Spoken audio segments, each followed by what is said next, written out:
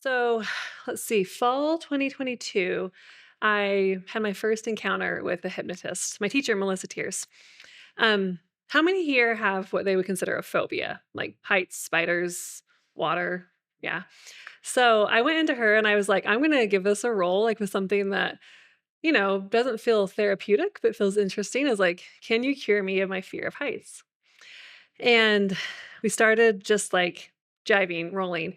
Um, she had me go back and imagine a time when I was very young, like I think like 4 or 5, and my dad thought he was funny and like pretended to like throw me over like an atrium balcony, which just like lives in my body, right? Like very visceral. And we kind of like reprogrammed that and we played with like experiences where I'd had a positive association, not just with heights, but also like what she calls pasting. So I might take, this experience of like thrill of my body and try to learn to associate that with the feeling of heights. And it was about a 15-20 minute conversation. The first thing I noticed is that when I finished the conversation, it felt like I had taken just like a deep, restful nap. It was a great feeling. Um, I was like, that was pretty cool. Like I really enjoyed that. And then the wildest part to me is that so I have like, I wouldn't say it's like a debilitating fear of heights, but, even standing on a stepladder, my palms start to sweat, right? And I start to just be like, "Oh, like, this is really uncomfortable for me." And, like, everyone always tries to talk you out of it. They're like, "Oh, well, I'm not afraid of heights because I know I'm not gonna fall." And I'm like, if it were that easy, I would just logically do that, right? It's like live somewhere else in my body beyond logical explanation. But I had done this thing with her and I believed at some level that it worked. And so I went to the pool the next day. I like to swim a lot.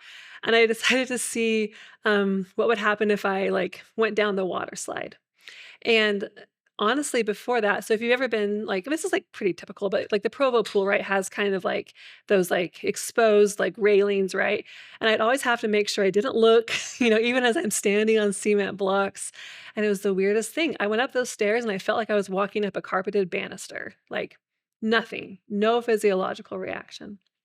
And then I went down the slide and, I've gone down water slides a bunch. There's nothing particularly scary about them. But my favorite part was we came to kind of the end where it kind of like takes you up and then you kind of drop down really fast. And for the first time in my life, I got a genuine, unadulterated thrill of just going up and then going down. It was just fun. And I was like, man, this is like totally unusual. I went and jumped off the high dive a couple times without just went and did it. And it was really amazing to see the power of what words and suggestion and the placebo effect in my mind could do in a short span of time, to get at some of those like layers of logic and down to something more visceral, something that lives below, you know, like what I thought was actually going to be possible. So I want to tell you a little bit about like how this actually works. Most people I know, like when they say the word hypnosis, they have two associations, either like the you are getting sleepy kind of thing, right? Or they've like seen it like on like in Vegas, right? Like interestingly enough, most women will be like, "Oh yeah, like hypnobirthing." Most men will be like, "Are you going to make me talk like a duck?" And those gendered responses are really interesting to me. I think it says something about the female willingness to go into mystical experiences and the male resistance to being controlled, if I'm going to make broad assumptions here. But it's pretty consistent, right, between genders. Um, and, the way that this works is, I mean, they haven't really studied it extensively, but we know things now about if you've ever heard of like the placebo effect, right? You can give someone a sugar pill, and it can often be as effective for them as like taking actual medication for some situations, even if they know they're taking a sugar pill.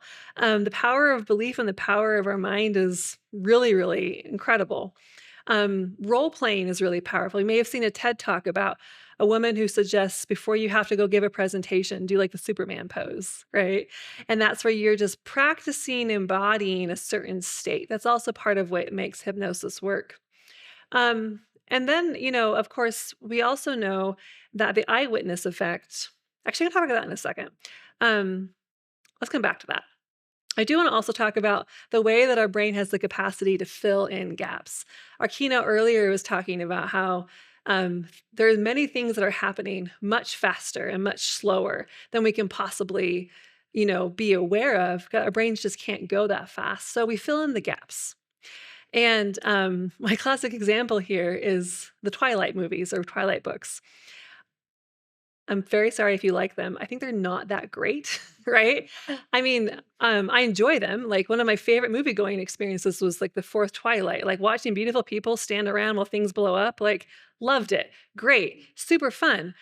But part of what's happening there, in my opinion, is that the author knows how to leverage like a sort of like global conscious stereotype that lets us fill in the gaps. She doesn't have to like say everything there is to say about Edward, the main character. She can kind of just give a vibe that he's like a little dangerous. He's a little this, he's a little that, right? And our brains say, oh, therefore, he's all these things, right? And so um, when we're doing that all the time naturally, to learn how to do it strategically, learn how to do it in partnership is part of what can make our brains do really cool things like overnight make a phobia much easier to deal with. The one slide I am going to show you, let's see. I want to talk for a second about something I learned recently about how AI works. Now, I'm not an AI researcher, so someone can probably explain this with a lot more accuracy than I can. I'm pulling this from Ray Kurzweil. He wrote a book recently called The Singularity is Nearer. That's his follow up to his original book, The Singularity is Near.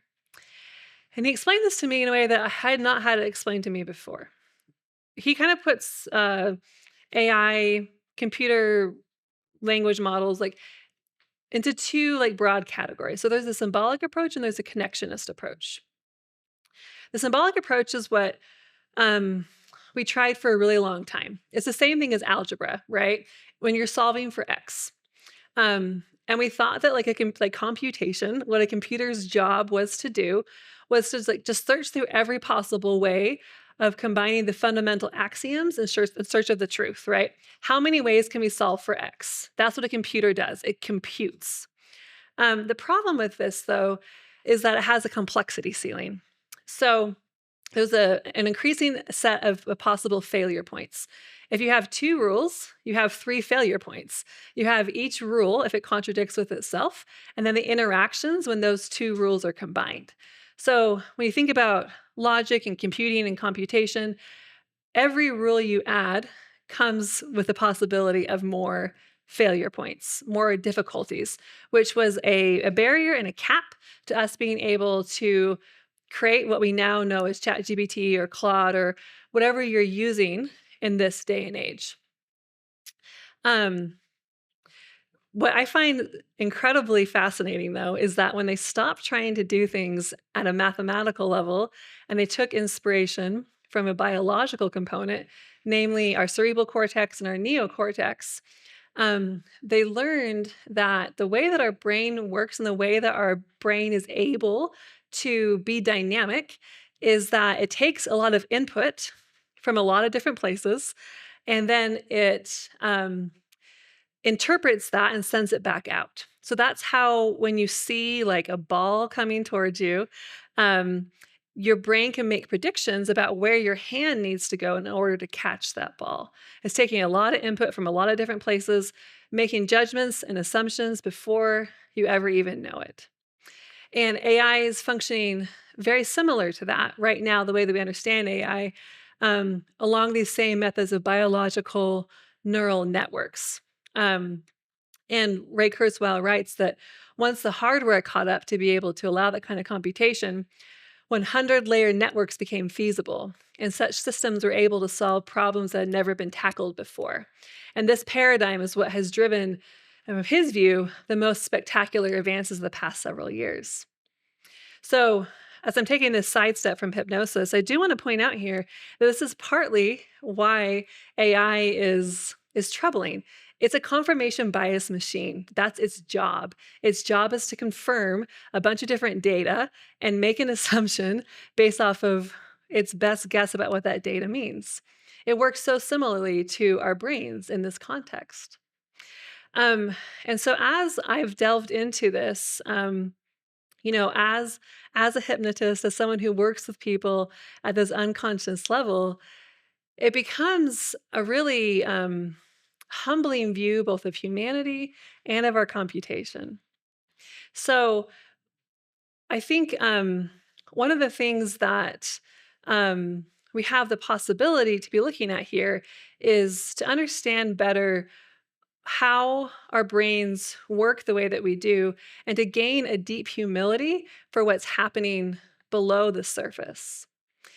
If I'm going to kind of draw a philosophical parallel here, the symbolic approach to me is kind of the very logical, rational, I'm going to understand this, I'm going to draw deductions. And this more connectionist approach, the more hypnotic, unconscious approach, means that there's things happening that we can't ever even begin to understand about ourselves and our world. And that can feel frightening to us, and it probably should feel a little bit frightening, or it can also feel expansive. So I've got like 2 minutes left, and I want to do a really brief hypnotic induction with you. So everybody sit into your chair, and I want you to close your eyes. And focus on a point in front of you. And just find that point, and I'm going to invite you to open your eyes and close your eyes. And as you notice that item in front of you, you may feel yourself growing more and more relaxed. So start to settle in, close your eyes, and as you count down from 10, when I say the number 10, I want you to open your eyes and then close your eyes. Noticing that point in front of you. Feeling a wave of relaxation as you imagine the number 9, opening your eyes and closing your eyes like a wave washing over you. The number 8, as you open your eyes and close your eyes. The number 7, as you open your eyes and close your eyes. Feeling, if you want, more relaxed, calmer. And the number 6, like a wave, as you open your eyes and close your eyes.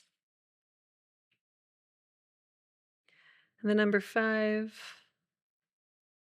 4, 3, open your eyes and close your eyes. 2 and 1. And as you're down here in the state of deep relaxation, some of you may find that your legs feel uncommonly heavy. You may find that it's even a little difficult to lift a foot or a leg because of how relaxed you are. And that just happened with your brain and with my words, feeling heavy and relaxed. And then slowly blink open your eyes and coming out of it. If we had more time, I'd have you go down there and imagine some things that have happened to you, and we could play with that and reimagining it. We're out of time, though. So I wanted to give you a little bit of a taste of the wonder and the awe that's possible, and the imagination that we can have, and what might be happening that we might not even be aware of. So thank you so much for your time. I appreciate it.